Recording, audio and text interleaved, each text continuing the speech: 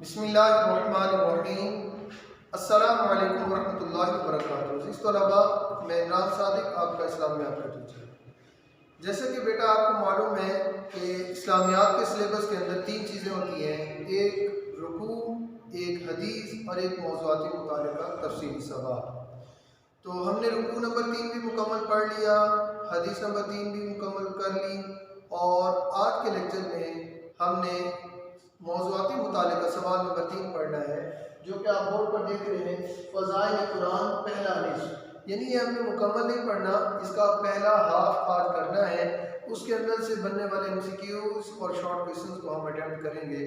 तो तमाम बच्चे अपनी बुक का पेज नंबर 57 खोल लें, इस्लामियात का पेज नंबर 57 खोल लें और बुक को रीड करते हैं। उसके अंदर से MCQs हाथ में पेन से रखेंगे।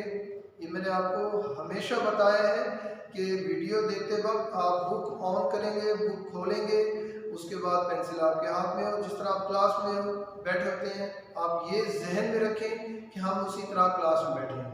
ठीक है, वीडियो को लाजमी देखा करें और एंड तक देखा करें और इसको लाइक भी किया करें। ठीक है,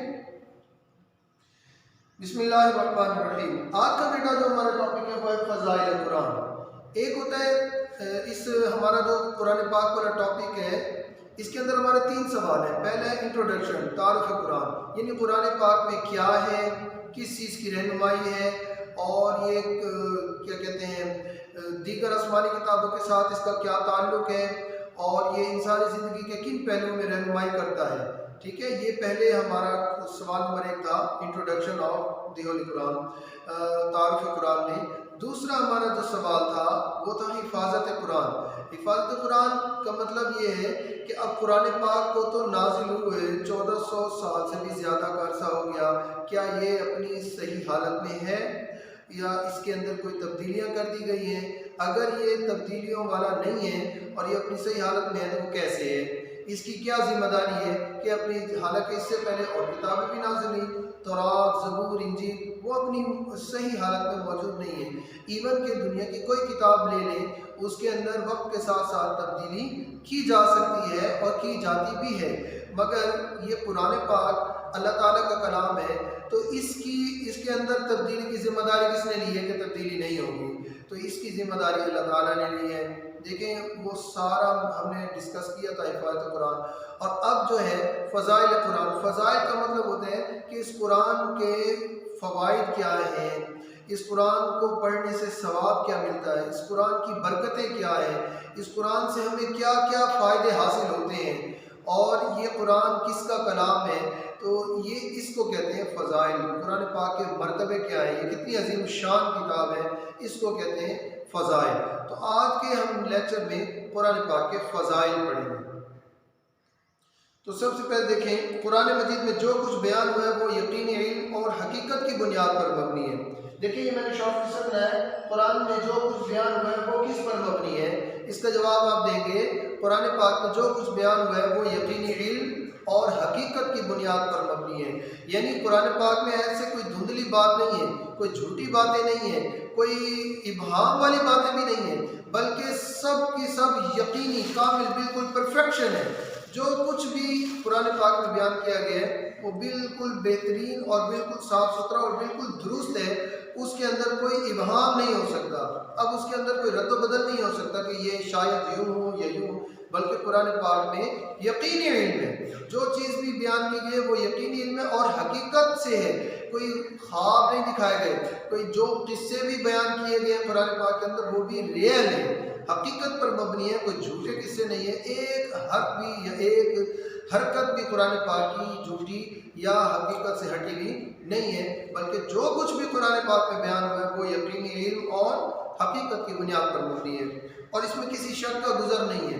इन कुरान पाक में कोई शक भी नहीं किया जा सकता, इसमें किसी शक का गुजर नहीं है।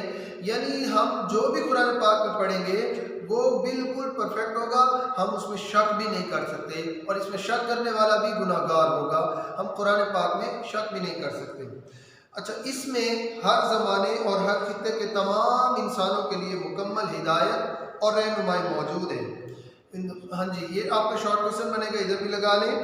कुरान पाक में किस ज़माने के लोगों की रहनुमाई मौजूद है? कुरान पाक में हर ज़माने के लोगों की रहनुमाई मौजूद है। और ये कुरान पाक किस खित्ते के लोगों के लिए रहनुमाई करता है? दुनिया के हर खित्ते के लोगों की रहनुमाई। वो भले पाकिस्तान में रहते हैं, हिंदुस्तान में रहते हैं, दुनिया के किसी कोने में भी रहते हैं, अगर वो कुरान पाक पर अमल करेंगे, कुरान पाक को पढ़ेंगे, कुरान पाक से रहनुमाई हासिल करना चाहेंगे, तो कुरान पाक को जहाँ भी है उनकी रहनुमाई करेंगे।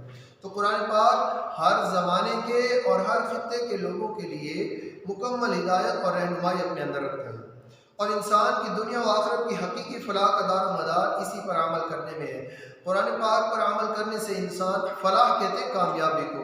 इंसान दुनिया और आखिरत में कामयाबी कुरान पाक पर अमल करने से ही हासिल करता है। तो यहाँ पर आपका शॉर्ट क्वेश्चन बनेगा, कुरान पर अमल के नतीजे में अल्लाह क्या अता फरमाता है? कुरान पाक पर अमल के नतीजे में अल्लाह ताला दुनिया और आखिरत में कामयाबियों कामरानी अता फरमाता है। इसीलिए कुरान हकीम को बड़ी फजीलत हासिल है। जिस तरह ये कलाम तमाम कलामों से बेहतर है, इसी तरह वो इंसान भी तमाम इंसानों से बेहतर है जो खुद भी इसका इल्म हासिल करे और इसे दूसरों को भी सिखाए।